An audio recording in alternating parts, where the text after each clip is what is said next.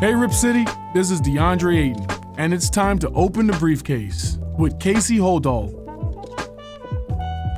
Greetings, Blizzard fans, and welcome to The Briefcase, presented by Spirit Mountain Casino, episode 118 of The Briefcase. I'm your host, Casey Holdahl, and I had some things planned for today's show. I was going to talk about where the Blazers were at. I was going to talk about the Emirates Cup game on Tuesday versus the Timberwolves, first Emirates Cup game of the season for the Portland Trail Blazers. Talk a little bit of G League as well, but you know, considering where the Trailblazers are at right now, particularly after a really bad loss versus the Memphis Grizzlies, in which Chauncey Billups, addressed the media after the game and had some pretty honest things to say about his thoughts about where the team was at and how they performed.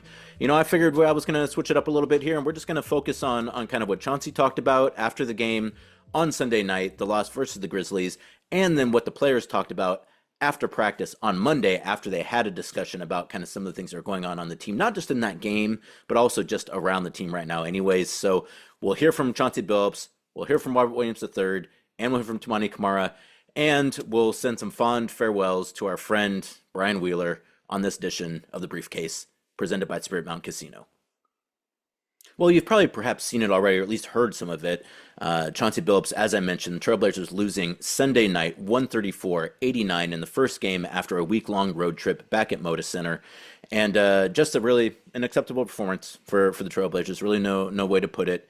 No Ja Morant, no Desmond Bane, no Gigi Jackson, basically no Marcus Smart as well. The Blazers come out and are just completely uncompetitive in the game. As I mentioned, 134-89 loss to the Grizzlies at home, while the Grizzlies are missing the majority of their rotation, or at least their starting rotation. And, as I've talked about on this podcast many times throughout this season already, that, it's one thing to lose. You're going to lose some games. The Blazers are in the process of rebuilding their team, so that on a night-to-night basis, getting wins is going to be difficult. But, the effort that you bring to the game and the intensity and the attention to detail and just the competitiveness that you bring to a game, those are the kind of things that aren't dependent on your opponent. Those are the kind of things that you control as a team. And the Trailblazers in that game on Sunday just didn't bring any of those things to the table. They finished off a tough road trip. They lose to the Spurs, and then the next night they lose to the Timberwolves in Minneapolis, fly home, have Saturday off, play on Sunday, and then again just come with an effort that is unacceptable. And as you're going to hear Chauncey Billups talk about here, if you haven't already, just talking about how it was an embarrassing performance. And for me, like I've worked with the team for a long time. I've seen a lot of games at Moda Center. I've seen a lot of losses at Moda Center throughout my time with the team.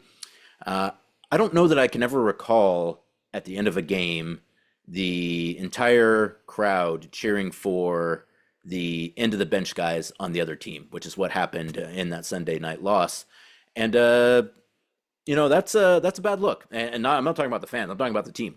Like that when you put your fans in a situation where they're cheering for the other team because they just want to see some guys coming out and having fun playing basketball, like that's a bad place to be. It's unacceptable. And I really appreciated too that Chauncey talked about, as we're going to hear from here in a second, just about how it's disrespectful to the fans, to people come and they not to get too cliche with it, but people come pay their hard-earned money to watch a team play basketball, a bunch of guys who are being very well compensated, and to turn in an effort that they turned in on Sunday night is disrespectful to your fan base. I mean, like if that's how you want to carry yourself, I guess that's your decision. But you should have more respect for the people that are coming out and again are expending their dollars. They are literally working to come watch you ply your trade, and you can't. There's a covenant there that you can't break, and it seemed like the Blazers kind of broke that in that game on Sunday. And so whatever happens next, wins, losses, whatever, like it has to be better effort. It has to be a better performance. And it has to honor the folks that have made Portland a great basketball city and have made the Trailblazers a successful franchise for all these years because they've had great support. And, that support needs to be reciprocated by the team. So, hopefully we will see that in the game on Tuesday versus the Timberwolves. Trailblazers having a back-to-back versus the Timberwolves at home Tuesday and Wednesday. The first of those games being an Emirates Cup game. That is a 7 o'clock start time on KATU 2.2 and Blazer Vision as well. But let's just go ahead and hear what Chauncey Billups had to say after the game on Sunday night versus the Grizzlies. As I mentioned, once again, 134-89 loss to the Grizzlies. I think Chauncey makes a really good point here. He was like, hey, we've lost by more than that. We've had worse games than this. But in terms of kind of the way that we conducted ourselves in this loss, I don't know that I've seen at least this iteration of this team do anything that looked that bad. So let's just go ahead and hear what Chauncey Billups had to say after the loss to the Grizzlies Sunday night. Would you characterize that abomination? I mean, it was just embarrassing, to be honest with you. We was soft as hell the whole game. Nobody really fought. It was just embarrassing for everybody, you know. That's just not who we are, you know. It really isn't. There's no excuse for that. And you have a lot of rough nights in this league, obviously. But I don't even care. It just wasn't even that. You know, it was like our guys just showed up because they had to be here but didn't want to play, you know, didn't want to actually work.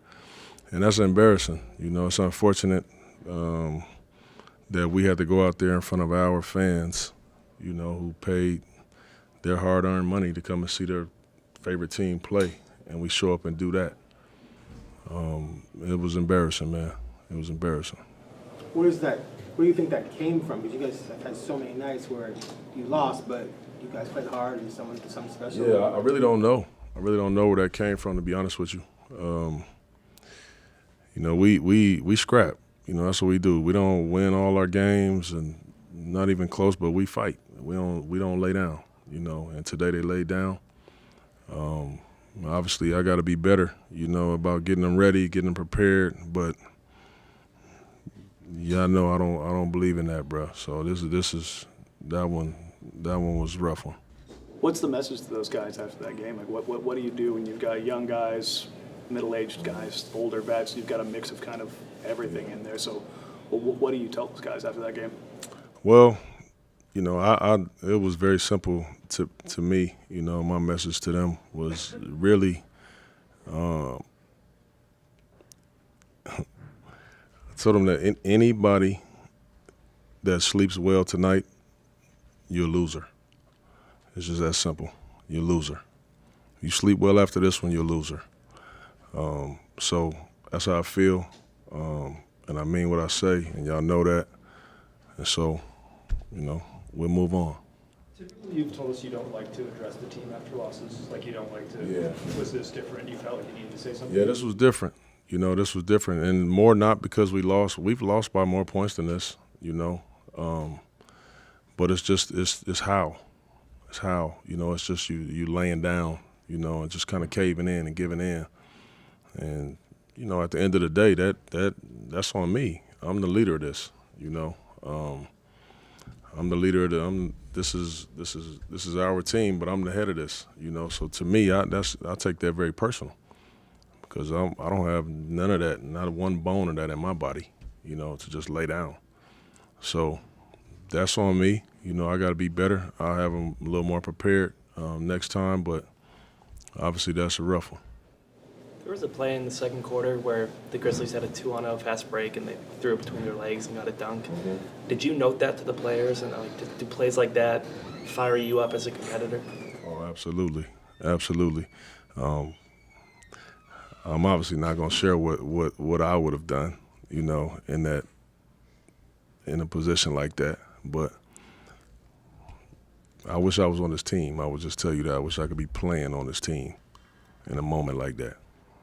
You started sharp tonight with two pretty dynamic, athletic guys who can get shots from all over the court, and neither one of them not only got going, but didn't even seem interested in trying to make things happen, and shot some FU threes a couple times. They're like, forget it. Just throw it out there. It was terrible, you know, but they all were. You know what I mean? They all were. I'm not just going to pinpoint the one or two guys. They all were terrible. You know, other than I appreciated Delano's effort at the end, Roops' effort at the end. Barry, those guys came in. They played as hard as they could. But for the most part, everybody, they all suck. So when you say, you know, you need to do better and get them more prepared, like what do you mean? Like what would you have done if you could go back before this game, like, do over again? What you mean? What I have done? I don't know. When you say you got to be better, like what is that? What Oh, do you mean from a coaching Yeah. perspective? Well, I mean, obviously, you try to, as I tell our guys before the game, my job is to prepare you for what's coming against whatever team. We've done our scout. These are the top 3 or 4 things that they do naturally. Here's how we can attack them. You prepare the team. And then when you go out, sometimes it goes good, sometimes it doesn't. You make some adjustments. You have your adjustments ready. Nothing was different about that, but maybe I just didn't have them prepared enough. So I first and foremost always raise my hand and look in the mirror first before I look anywhere and say, damn, I got to be a little better than that. For some reason, my guys didn't have it. So I don't do the finger point thing. I don't do that. I look at myself first and take accountability, and then I start looking at the rest of it. Is this a game where you watch the film tomorrow? Is this a burn tape? No, I've seen enough already. There you go, some pretty tough talk from Chauncey Billups, and I think completely warranted too. And again, that level of bad that we saw on Sunday, like, requires a different level of discussion from the team. Like that. You lose games. It happens. You sometimes don't even have great performances. That happens too. But you can't have that happen on your home floor to a team that's as shorthanded as the Grizzlies were, and to just lay down, and that's something that Robert Williams is going to talk about here in a second, is that, that he feels like the team just laid down on Sunday, and I don't know that they could even argue that, and, you have a new starting lineup in that game. Shaedon Sharpe back in the starting lineup. Denny Advia goes to the bench. You got Robert Williams back, his first game back in Portland. So you got more talent. You've got a chance to kind of come out and at least, show some of the things you've been working on, or show some of the improvements you've been trying to make. You had a couple hard games on the road, but you're back at home against a team that conceivably you should be able to at least be competitive against, if not beat. And you don't come out and do any of those things, and you're getting healthier, which is one of the things that I think people have been excited about. And so, to have that kind of performance when you got Shaedon back in the lineup, you got Robert Williams who's available. That, again, it just makes it even that much more disappointing that they weren't able to come out and really not even put their best foot forward, but put any kind of decent foot forward. And again, but it's a different, what we saw on Sunday is a different level of dysfunction than I think, we're accustomed to seeing, and which is why I think Chauncey, felt compelled to really come out as strongly as he did, because, I also think too that the only thing worse than a performance like that is feeling like the team doesn't care about having a performance like that. And so for Chauncey to come out and really be emphatic that, hey, this is not acceptable. I know that things aren't always going to be great, but it should always be better than this. Is, again, I think that's something you have to do as the head of a team.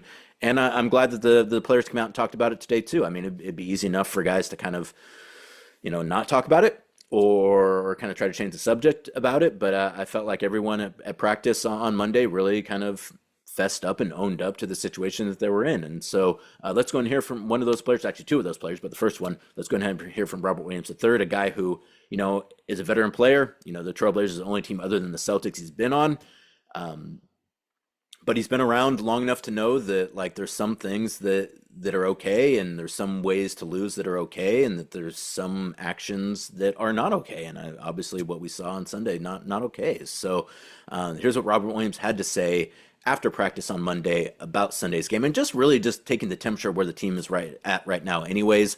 And Rob, as someone who's kind of been watching this team a little bit from, I won't say from the outside in, but as someone who's been a little bit removed because of his injury, and who's, been integrated back into things recently, I think probably an interesting perspective from Rob, as, maybe not in it on a day-to-day basis previously, but still being able to kind of take the temperature of where the team is at, and kind of see what is happening from, not from a distance necessarily, but again, when you're in it, when you're playing, I think that can kind of also change the way that you're watching the game. And so for Rob, I think the fact that, he's had an opportunity to kind of watch this team from the sidelines, I think probably gives him a perspective, particularly as a veteran player who is very well respected in the NBA for his qualities as a teammate.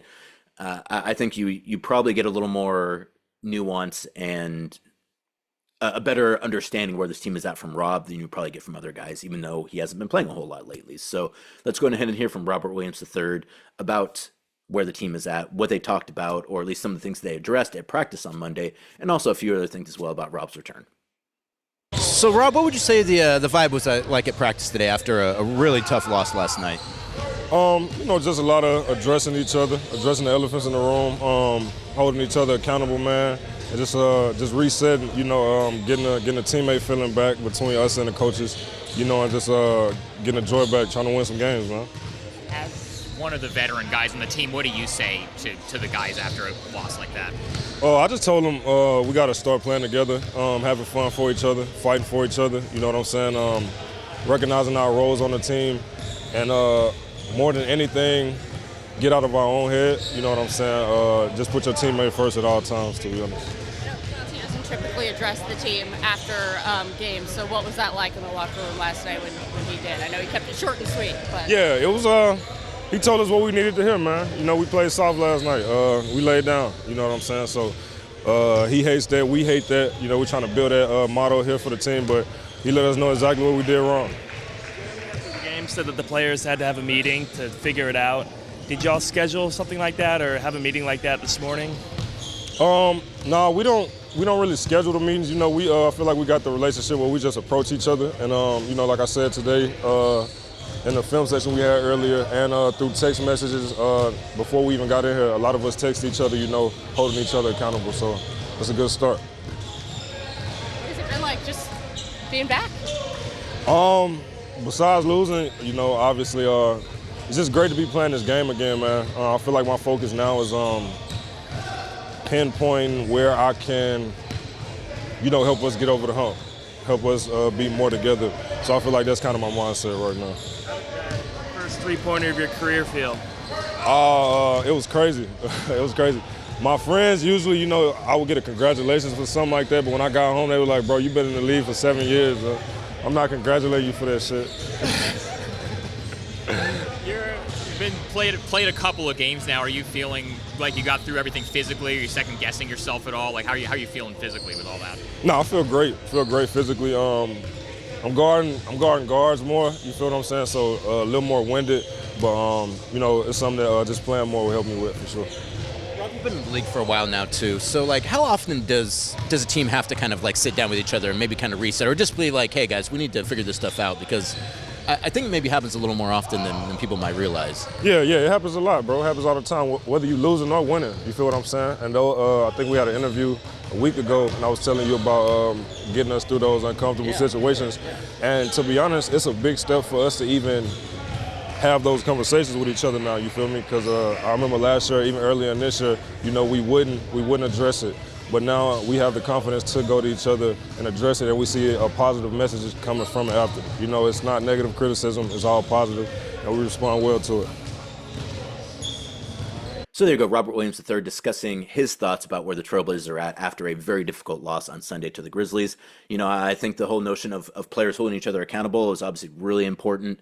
There's only so much a coach can do. This is a players' league, and while the coach can try to get through to the team at a certain point, players got to put it on themselves a little bit because they're the ones out there competing, and in theory, they're the ones out there being embarrassed if they're not playing well. I mean, granted, the entire organization feels that, but there are 5 guys on the court at one time that everyone is paying attention to, or at least on each individual team. And, I imagine that when they're playing as poorly as they played on Sunday, that you would hope that would have a real feel to it because, again, it's not acceptable. These guys have a lot of pride. They get to the NBA by taking seriously the work that they do and loving the work that they do. And I don't think you saw a whole lot of love in that game on Sunday. Definitely not an ode to basketball for the Trailblazers in that one. So I appreciate Rob coming out and kind of talking about the importance of accountability and the need for the team to really play together and really kind of come together a little bit. I know that that's something they've talked about this season, and apparently it hasn't really happened just yet. So I do think it's an interesting point from Rob that it's not a good thing this happened because it's never a good thing to, play that way. But some stuff needs to get figured out. And the conversations that you have to have sometimes seem like they can only come from a place where something really negative happens. And now we need to address that negative thing. And if we want to get better at all, we're going to have to probably be kind of harsh with each other. And I think, Chauncey kind of set the table with that in his comments, saying that, like, if you were able to sleep after that game, you're a loser, and, that it's embarrassing and that they all sucked, like, that's the kind of thing where, like, no one wants to say that to the guys on the team. They like each other. Like, there's a you're going to have to see these guys on a day-to-day basis. You don't want to have these hard feelings, but, like, at a certain point, if you want to get better, those are the kind of things you're probably going to have to do. And so while I'm not glad it's happened this way, I'm glad that it sounds like, at least at practice on Monday, the team really kind of got together and was like, hey, let's figure some of these things out, or let's at least get the things off our chest that we've been feeling, because, like, we're not being served at all, and we're definitely not serving our fans or their organization by allowing these things to linger. And so I'm glad that they were able to get that done. Now the question is that going to have any tangible effect going forward? It's easy enough to talk about stuff. It's easy enough to kind of, get in front of each other and be honest and maybe come to an understanding. But then that has to have some effect going forward. And again, that effect doesn't have to be that, like, we're going to come out and go on a winning streak. It has to be, we're going to come out, we're going to play the way that we've talked about playing, about being a hard-nosed defensive team that isn't going to quit. And bare minimum is not going to quit. And you can't say that they didn't quit in that game on Sunday. Like, you just can't. Like, you could see it. Rob mentions it there. They laid down. Chauncey was talking about it. They did not compete in that game, and they gave up. And that's something that, again, bare minimum, you cannot give up. You're out there for 48 minutes. You have to give your best effort for 48 minutes. And if you lose, you lose. But if you didn't go out there and put your best foot forward, try your best in the situation you were in that moment, then you did a disservice to yourself and to the fans. Because, again, you didn't get here by treating yourself that way, and the fans aren't showing up at the arena to see a team lay down. They're not. Like, that's not acceptable. So I'm glad to hear Rob say that, and I hope that message was received. I'm sure it was, by multiple guys on the team, and I hope they really take it to heart, because, again, that's the kind of stuff that, there's only, you can accept a lot of things in professional sports. You can understand it's a very difficult situation a lot of times. There are things that you can always control, and on Sunday they didn't control a lot of those things. And let's go ahead and hear from Toumani Camara, a player who's just in his second season in the NBA, so maybe a little bit of a different perspective than Rob, in terms of kind of where the team is at and what he's seeing, and his experience kind of working in those situations, or being in a situation where, like, you really need to, again, to have some very uncomfortable conversations. I really appreciate that Rob had talked about that. You can actually go back and listen to the interview with Rob on, I think, the last edition of the Briefcase, because he does talk about, he almost kind of prefaces it a little bit in his comments about kind of the role that he wants to play, and knowing that, like, hey, there's going to be some difficult times ahead, and we're going to have to push through those things, but we need to be honest with ourselves about where we're at if we're going to push through those difficult times. And so he talked about that in my solo interview with him. And then it sounds like, Rob already kind of felt like things were happening that might need to be addressed. And so, we get to Monday after Sunday's loss, and he does do those things. And, Toumani, kind of the same thing as well. He talks about how it's just too early in the season to be deflated. And I think he's right about that. And again, it's not about, like, what your record is 11 games into the season. Like, it's just not. It's, how are you playing? How are you conducting yourself on the court? How are you honoring the people that are showing up to watch you play on a night-to-night basis? People that are going out and cheering for you, that are buying your jersey, that are coming to our website, that are following us on social media. Like, how are you going about showing those people that the interest that they have in this team is validated? And so I thought that I was glad to hear Toumani kind of talk about that, because, again, it's not about, like, well, what is our record right now? Boy, we wish we had more wins. Like, we can get to that later on. Like, as of right now, it is like, what are we going to do to compete on a night-to-night basis? And that's something that, they're going to have to figure out and that Toumani talks about here. And I also thought it was interesting to kind of some of the stuff that Toumani's going to say here in a second about figuring out ways to work together and what that entails and what that means for a team and, what it means in order to really to be a team and how you interact with each other both on and off the court and the value that you place on the shared goal of getting to someplace better than where you started, which is, I think, for the Blazers, like that's where they're at right now. It's not even about like what the outcome is going to be. It's about conducting themselves in a way that is going to bring pride to themselves and to the organization and to the fans that come out every night. So let's go and hear from Toumani Camara after practice on Monday. This is what Toumani had to say. So, Toumani, what would you say the kind of the vibe of the message was after a pretty difficult loss last night? We're only 11 games in, so we still got a lot of game left. We can't be too deflated right now. We just need to figure it out. We have a lot of season left, and we have a lot of talent in this team. So I think we're just gonna do whatever we can to get better. I think that's the message right now, and that's the mentality of everybody. Try to figure out a way to win and stay together. That's the most important. In your opinion, what do you think happened last night? I think it's a mix of everything. I think we just got to figure out a lot of things as a team. Even though last year it was we had a lot of new guys already, I think we're still trying to get to learn each other, stuff like that. So sadly, our lows are very low right now, but I think we're gonna be able to bounce back pretty good. What do you think is the most pressing thing you guys need to figure out right now? Like I said, just keep on knowing each other, keep on learning our teammates, our coaching staff, and stuff like that, and keep on be on the same chemistry. I think that's the hardest thing as a team when you have like 30+ team member, is really try to find a connection within the whole team. So I think that's the biggest goal for us right now. How did Chauncey's words to the team strike you last night? I'm sorry? How did Chauncey's words to the team strike you last night? I mean, everybody was kind of deflated. It was not nobody expected that result to the game yesterday. So I think it was just going to the next day. Like I said, we have 72 more games, 71 more games. So it's a long season. We can't be sad and too focused on this loss right now so early on in the season. So I think we just have so many good times that's coming up, so let's focus on those.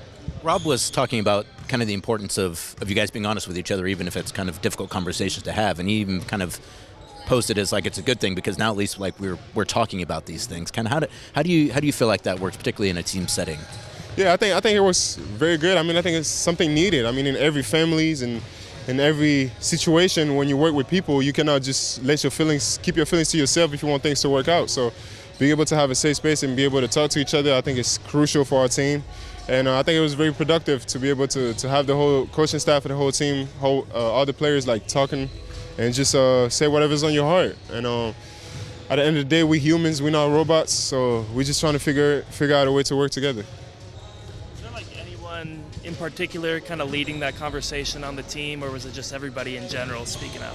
I mean, it was Chauncey for sure, bringing up the conversation, starting us off as the head coach. I think it's something that he's been doing pretty good. It's show that he's trying to lead us in the best way that he can. And I mean, a lot of us participate to the conversation. Yeah, I think everybody had their roles to be played, and we have a lot of leaders in the team that were vocal today and was able to speak their mind. You guys have a game tomorrow against Timberwolves, who you just lost to. What do you guys need to do better tomorrow in order to come out with a better option? I think where we are today, the only focus is ourselves. We can't really get too ahead of ourselves. We need to figure out what we got going on first before worry about other teams. So I think we just got to play our way, be ourselves, and stay true to what the coaching staff try to pour into us and stay positive, man. What's it like having Rob and Shea back? It's a lot. It's a lot of positive, man. These two guys work their tails off to come back on the court, and they're great players. I mean, Shea talent is amazing, and Rob impact on defense and his leadership and his selflessness is like crucial to the team. I feel like so. All right, well, there you go, Toumani Camara. You heard from Robert Williams. You heard from Chauncey Billups as well. Like now we turn our attention to Tuesday, and how they come out and perform in that game. I think that's going to show us a lot about where this team is at right now and where they're going to be at for the next month. If they're able to come out and kind of, again, compete in a way that they can be proud of, that the city can be proud of, that the team can be proud of, that the organization and the fans can be proud of, then great.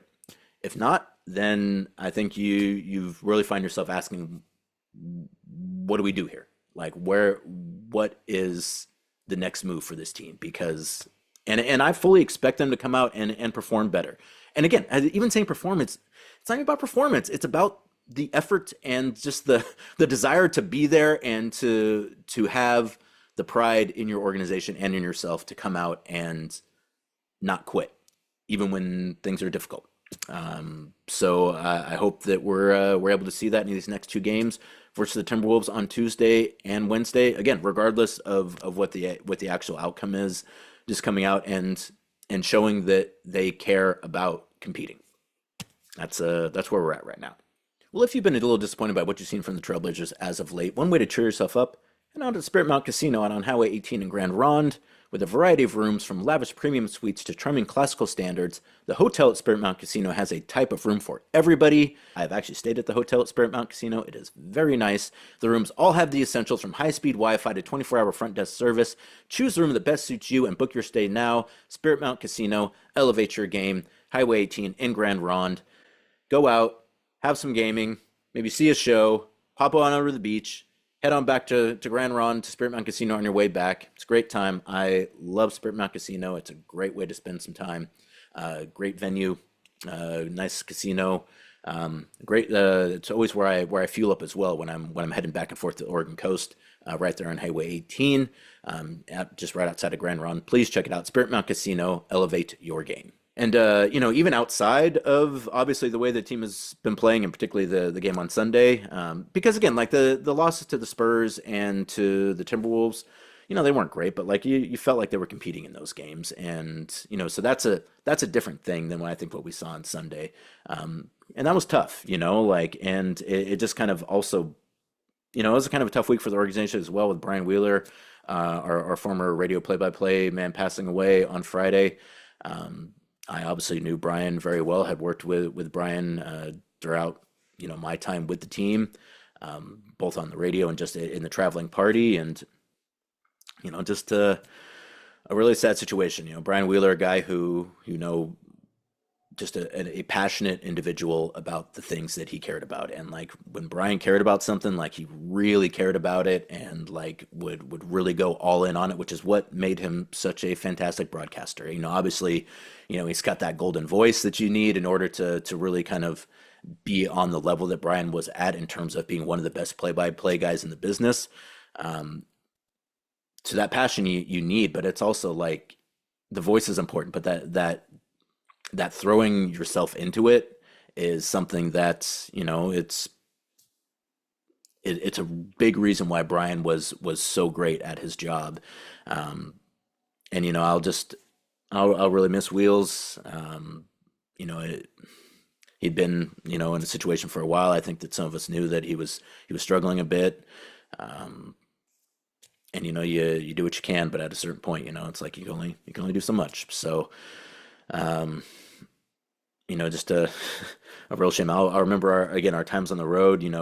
Wheels is always made a point of trying to get everyone together on the road. Like Wheels loved music. He always wanted to go to concerts. He loved comedy. Like he got us all together to go to a show to see Andrew Schultz actually in Philadelphia back before he had kind of become who he is now. Wheels was always a guy who like he was always on the cutting edge of that stuff. Like an encyclopedic knowledge of music and really just so giving with his time, and like Brian was like he was really good at his job, but like was always so willing to help you out and kind of give you pointers and just to connect about the team, and no one would live and die with losses and wins like Brian did. Like I he sat behind me for years and years and years, or I sat in front of him. It was Wheeler's spot. We were just around him, and he would, he would be elated when the team won, and Wheels would take it hard when the team lost, and that's something that you know, a lot of people lose as, you know, they work in the NBA for longer and longer, because in some respects you kind of need to, you know, it can be difficult to kind of live and die with every win and loss, particularly when you do this for a while. It can be a hard way to kind of treat yourself in your job. And but that just wasn't Wheels. Like he went all in every single time. And that's kind of how I would describe Wheels, is that like he loved those things and he hated some things, and like he would give them he would go all the way on that love and that hatred every single time. And, you know, like and obviously just as a broadcaster too, just an elite broadcaster, like Wheels could do the alliteration thing that like sounds cornpone for a lot of other people now. Like it worked for Wheels. Like he had catchphrases that actually felt like they weren't forced. And just his turns of phrase too in the moment, like understanding a big moment and knowing when to let it sit and let the audience speak for itself and let the crowd speak for itself, and when to come back in and to kind of take it to the next level. Like Brian had he was so good at understanding that moment and letting it breathe and then getting his piece of it as well. And, you know, that's something that is not common in that field, and less common now, as it's more about people kind of wanting to be the story and less about wanting to tell the story. And Brian wanted to tell the story. He wanted to be a part of it, but he wanted to be the narrator for that story. He didn't want to be the character in it. So just a real shame, and a guy who's just gone far too soon. And, you know, unfortunately we've encountered a lot of that over the last couple of years, you know, both in the organization and in the world. So, you know, that's a real bummer. So let's go ahead and hear some of Brian Wheeler's best calls. This is a 7-minute clip. It could go on for, I mean, you could do an hour-long supercut of some of Brian's best work, and you'd still miss things. So this is a little tribute that Dave Barberis put together. Shout out to the General.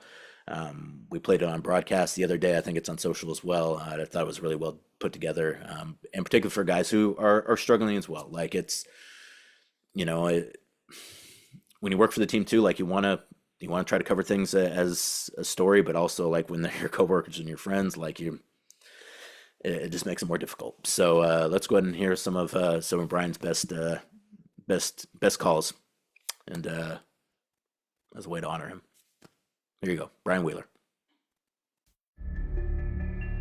And now, here is the radio voice of the Trailblazers, Brian Wheeler. Welcome to Portland Trailblazers basketball. Alongside, as always, Antonio Harvey. I'm Brian Wheeler. Happy that you've joined us. Are you ready to hear the highlights, Blazer fans? Now the Blazers with the floor spread. Dallas doesn't have to foul, but they need a stop. Miller against Terry out near midcourt. Now with 10 to shoot. 14 seconds for the game. Andre now, top of the key, throws to Roy. Brandon, 3 to shoot. Roy, a fadeaway out front from 3. Missed it. Rebound Kid, 3 seconds. Goes ahead to Terry. Get on him, Brandon. A 3 for the win. Missed it. Game over. Somebody's got to pinch me. I must be dreaming. In one of the most incredible games this building has ever seen, in one of the most incredible games this city has ever seen, the Trailblazers rallying from 23 down, closing the game on a 40-15 run, and they rally to beat the Mavericks 84-82. This best of 7 is tied at 2 games apiece, and once again we can say it's a great day to be a Blazer. And has there ever been a better day to be a Blazer? Unbelievable. If I wasn't here, I wouldn't believe what I just saw. 3-on-1. Brandon to the hoop, lays it in, and it's fouled. Oh, Brandon, do it. Do it. Do it till you're satisfied. Timeout, Phoenix. And Terry Porter is confused, concerned, and confounded. You're not a beloved Blazer tonight, Porter. Oh boy, Wheels. He was rare tonight. I mean, he was ready. He was on fire. Back to Blake, to Roy, 3-pointer for the lead. Yeah! Timeout, Phoenix. They're dancing in the aisles here at the Rose Garden. It's absolute bedlam. 1:01 remaining fourth quarter. points. Aldridge now to Roy. Roy 2-on-2. Brandon lob to LaMarcus, jams it. Ooh, that was nasty. And Fisher ends up on his duff. Controlled by Lillard. A new 24. Aldridge, top of the key jumper. Yes! Timeout Oklahoma City. And Scotty Brooks is ashamed, astonished, and astounded, fatigued, flustered, and frustrated, dejected, deflated, and devastated, jilted, jaded, and jolted, mystified, mesmerized, and mortified. And I'm going into my next set of words.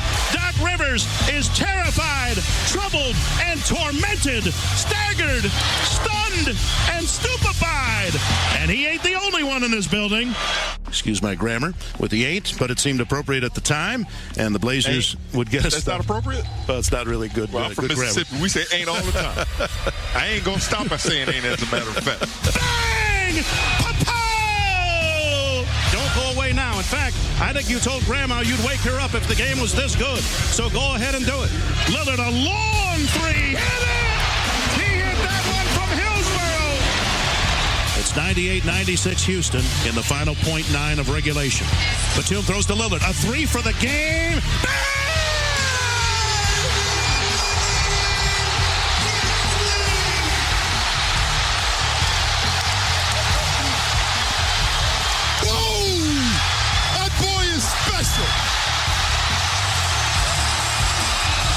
You've got to pinch me. I must be dreaming. I'll pinch you.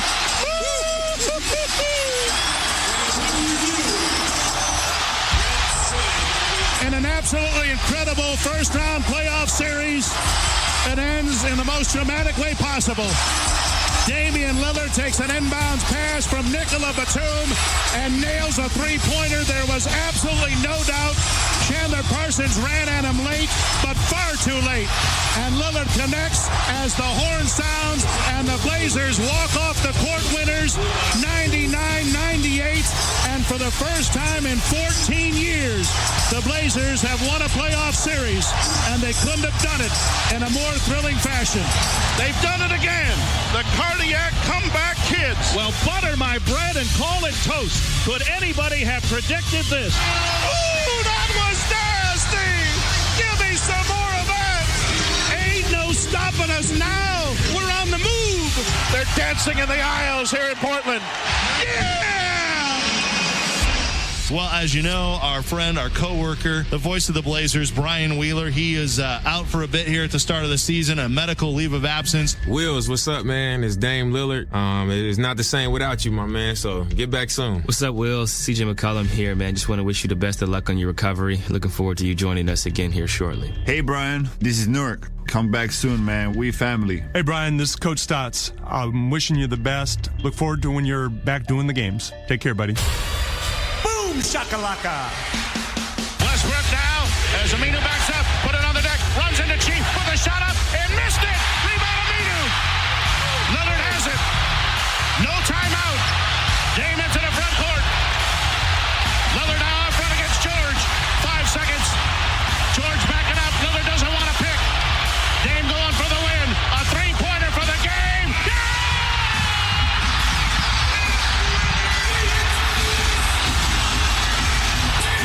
City, baby. My eyes don't deceive, so I have to believe. Damian Lillard capping off a magical night. A deep three-point field goal over the outstretched arms of Paul George as it went through the nets. The clock struck 0-0, and Lillard hits 50 points for the night. The greatest playoff game in the history of the Portland Trail Blazers. And the Blazers seize the win after trailing by 15 in the final quarter. They come from behind to beat the Thunder 118-115. They win the series 4-1. And once again, we can say it's a great day to be a Blazer. All right, there you have it. Kind of gives you chills, doesn't it? Boom! Chakalaka!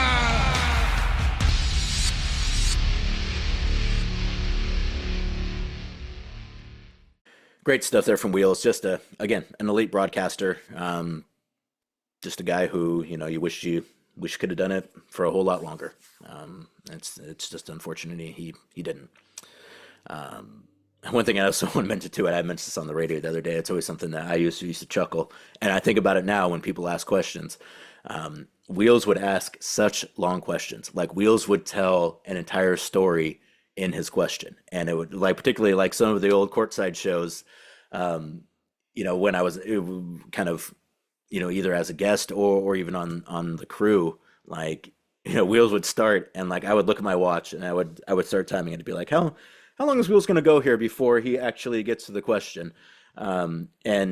Wheels asking a 4-minute question would not at all be out of the ordinary. And, because again, he just had so much interesting stuff to say, and not fillers either, I'm saying and buh, and we all have kind of verbal tics that we use to kind of get us from one thing to the next when we're kind of talking on camera or on the mic. And Wheels would just flow. He would just he wouldn't have to use those things. He could just talk. And that, Wheels is just great at talking, I guess when you have a great voice, maybe you're just more inclined to find instances in which you feel like you want to talk. But whatever it was, Wheels was absolutely elite at it. Again, a guy who, when you think about a dyed in the wool, according to Hoyle broadcast voice, Brian Wheeler is definitely one of the guys that I think of. And I know that, and that's not even because, I listen to him. So, I obviously listen to a lot of Wheels, but it's just when you hear it that just sounds like a sports broadcaster. That's the, at least for people in my generation, at least, Wheels just sounds like what you want someone calling a game to sound like, whether it's basketball, whether it's football, whether it's baseball. Wheels could have done any of that stuff. And he did a lot of that stuff too. And again, just a voice that, we unfortunately are not going to hear from anymore. And that's too bad. And that seems like a good place to stop on this edition of The Briefcase, presented by Spirit Mountain Casino. Thanks so much for joining me, as always. New editions later on this week. I'll also have an upcoming edition of the Blazers Balcony with Brooke Olzendam. New editions of The Briefcase. Hopefully have some better things to talk about. As I mentioned, Emirates Cup game on Tuesday versus the Timberwolves, leading into another game versus the Timberwolves that's actually not an Emirates Cup game, back-to-back versus the Timberwolves Tuesday and Wednesday, and then Thursday, Friday, Saturday off, and then hosting the Hawks Sunday afternoon at Moda Center. But we'll be back before then. So thank you so much for joining me. As always, please like and subscribe wherever you get your podcasts. I'm Casey Holdahl. Go Blazers.